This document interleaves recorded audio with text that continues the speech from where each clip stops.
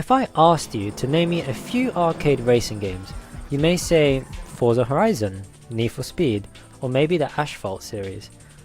Whether you agree if they are arcade or not, there is one true arcade racing game that comes to my mind.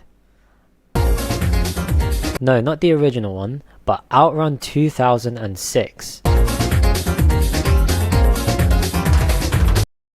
Now, let me tell you, when I was growing up, I would die to go to the beach and find an Outrun arcade machine. And if you don't know what that looks like, this is it.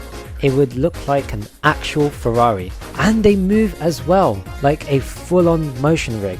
How cool is that? Anyways, this game has a very basic principle to it. You go on a road trip around the world with a girlfriend and you need to swerve through traffic. And you need to get through each section fast enough before your stupid girlfriend gets upset at you and starts beating the shit out of you. If you drive fast, she falls more in love. That is literally the whole game, nothing more.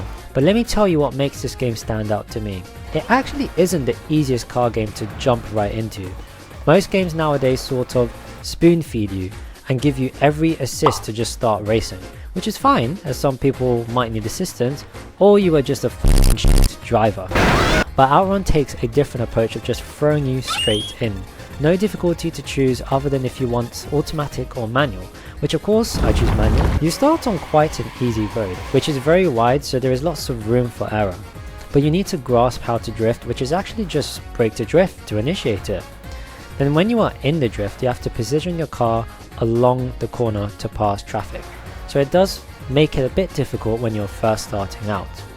Later on when it clicks, this is when the game feels fucking great. Initiating drifts feels satisfying and seeing the car smoothly slide around traffic is a glorious sight. Of course, the game has completely unrealistic physics, but it is rewarding and gives great feedback. But where the challenge and difficulty is introduced actually in the track itself. At the end of each section, you get to choose two lanes, one that's easy and one that's hard. Based on which one you choose, you end up in a completely different area, and this is a feature I absolutely love because depending on what lane you take in what order, you get a different track. The tracks become a lot more complex and this just tests your control and reaction times, as any mistake will add time and you won't reach the checkpoint. There are no AI races to compete with other than the rivals, which are just other Ferrari drivers which you overtake. The visuals of the game are fucking colourful and vibrant. And Sega made the choice of making the game feel similar to the original, which I am so glad they did not go for a more simulation type experience, which at the time, they definitely could have. The game for some reason feels modern and retro at the same time. It's really weird, but it does it well. And the menu design is awesome. It's one of my favourite parts of the game. Just the sounds of switching from each tab and the crashing waves in the distance. And when you choose a song, it shows you a stereo with the name of the song on the screen, and there are different versions of each song as well.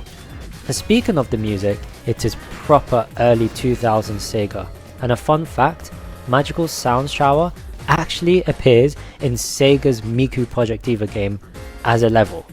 Yep, as I said in the beginning, Outrun has many arcade machines that you can play the game on, but they ported the game onto consoles like the Xbox, PS2, PSP and PC as well. And it actually works with my Microsoft Sidewinder Force Wheel. Unfortunately, Outrun suffers with an issue that most racing games have nowadays, licensing. As all licenses for cars expire eventually, games just come off the shelf and it's really fucking frustrating. Finding Outrun anywhere is really difficult, but you can track it down. This game does raise a big issue in general with lots of races nowadays. You see, you could question, why am I driving this fast around the world? Why am I sliding a Ferrari around for my fake girlfriend? Well, you can clearly tell this game is not serious. Literally, as you are driving to new areas, you can see weird f***ing creatures flying around in the sky, or the strange cutscenes when you complete the levels, which are all different depending on where you finished, by the way.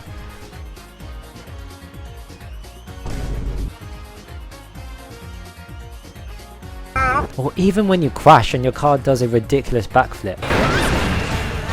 It's a game where you will question it and just be like, why? But the answer will always be because I can and it's fun. Outrun's purpose is to just be fun, and it has no reason to have any other purpose. It's something that you don't see prioritized in many racing games today, and it would be nice to see a little bit more of. If you made it to the end, I want to say thank you so much, it really means a lot. I have lots more racing game related videos coming in the next few weeks, so stay tuned. Take care and see you soon.